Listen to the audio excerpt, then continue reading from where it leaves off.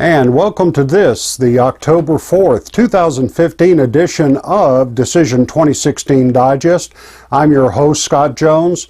This is where we bring you the 2016 election and politics and policy headlines of the week in 15 minutes or less. So let's get going. A little bit of a shorter report today. We're just going to give you a quick update on both the Republican and Democrat side. I think the biggest news right now is the Jeb Bush situation. In the latest national polls, he has fallen to only 4%. Now, I'll tell you this, for one thing for sure. If you had told me 6 months ago and before Trump got into the race and all of that, Jeb Bush would be at 4% at this point in time, I would have told you you were drinking something that I wanted to share with you. But that's right, folks. In the latest national polls, Jeb Bush is in the mid to low single digits, looking to reboot his campaign. But there's been a lot of shifting, and it's been kind of an atypical election season with Donald Trump's entry into the business and kind of sucking all the oxygen away from the rest of the opponents in the GOP field. When I say suck the oxygen, we're talking about, in the insider speak, taking up all the news headlines and all the airtime about what he's doing in his campaign to the detriment of others in the field. But let's take a quick look on the GOP side of what's happened this week. Dr. Ben Carson, the pediatric neurosurgeon, the phenom and outsider in this race, his first time running for president, the only African-American GOP candidate, as a matter of fact, just continues to rise. In a couple of polls that have come out here recently, it has actually shown Donald Trump and Ben Carson either tied or in some instances Ben Carson overtaking him by a point or two, but it's still in the margin of error. But certainly Ben Carson continues to rise precipitously as the GOP voter base, at least at this snapshot in time, are severely looking for outsiders to take the lead and be the potential GOP nominee. I attribute some of the popularity of Trump to that, but certainly Ben Carson has also benefited from that and has run a real solid campaign, at least on the ground, and it's showing in his numbers. Rubio and Carly Fiorina continue to cruise up. Rubio did real well in the last debate. I don't know if you remember in the CNN debate, Rubio predicted Putin would invade or launch military action within Syria, and guess what? That happened this week. We're going to talk about it here in a few minutes. Carly continues to hit all the right notes and do all the right things. Her numbers put her solidly in a third or fourth place position in the GOP field. Trump's numbers have suffered since the last debate. He's made a couple of on the campaign trail gaffes, and you know, you can only go so long calling people idiots. People start demanding that you provide some substance to your campaign, and he has drifted down a little bit, probably back into the lower mid to lower 20s as Ben Carson and Carly have risen, as we talked about earlier. Jeb, as I said in the beginning of this thing, and I had the what me worry little graphic there at the beginning of the show here, he's just disappearing. He is a smart guy. I've spent time with him in person. He's very impressive if you have 15 minutes to listen to him talk about policy, but there's just not a passion and a fire, and he's not turning out to be a good barnstorming type, personality-based campaigner, and he's going to have to get that fire in his belly and let that show. You combine that with his money that he's raised and the policy knowledge that he has and the gravitas he has, he could be formidable, but he's yet to quote-unquote find his voice. Rand Paul is just reeling. In some polls, he's less than 1%. In others, he's barely hanging on to 1%. And of course, Cruz and the rest in the field, Huckabee and all those, they've been appealing to their niche voters, but I wouldn't count Cruz out. Huckabee I consider to be a long shot, but he's got a great evangelical base, and we'll see how that plays out in this GOP primary. Shifting to the Democratic side, I have the title here, Bernie's burn and Biden biting. That's a mouthful. But Bernie burned up the fundraising in this third quarter, I guess it is. Yeah, it'd be third quarter financials. Hillary Clinton raised $28 million.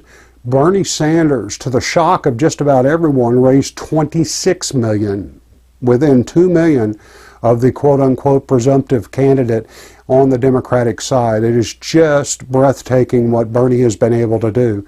Do I think Americans will elect a socialist, an avowed socialist president? I doubt it, but, you know, I've doubted other things before and they've come true. But he's a long shot, but just incredible that he was able to raise nearly as much as Mrs. Clinton in this Democrat primary season and in this last reporting period. Biden is still biding his time. CNN came out and said they would let him into the debate, which, by the way, is coming up in about 10 days, the first Democrat debate. But I don't know if he's going to make a showing there. I think he's going to wait till the last minute.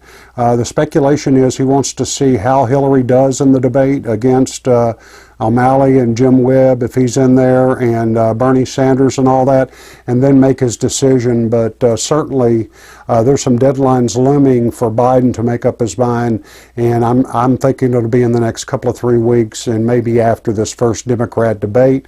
There are more woes for Hillary email situation.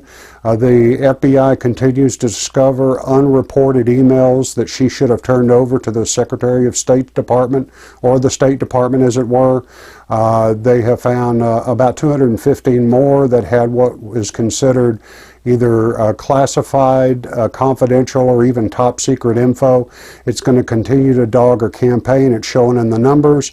And notably this week, the Teamsters Union, which is the most reliable Democratic voter group supporting Democrats, withheld their nomination to Hillary Clinton, waiting to see what Biden's going to do.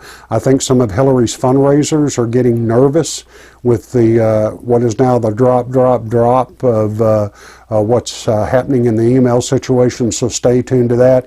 And as I mentioned, I think it's October 13th, the first Democrat debate will be upcoming here one evening. I can't remember who's sponsoring it, but certainly check your listings. We want to see how the Democrats do in their debate and how Hillary fends off her opponents in that first showing for the Democrats in the debate format.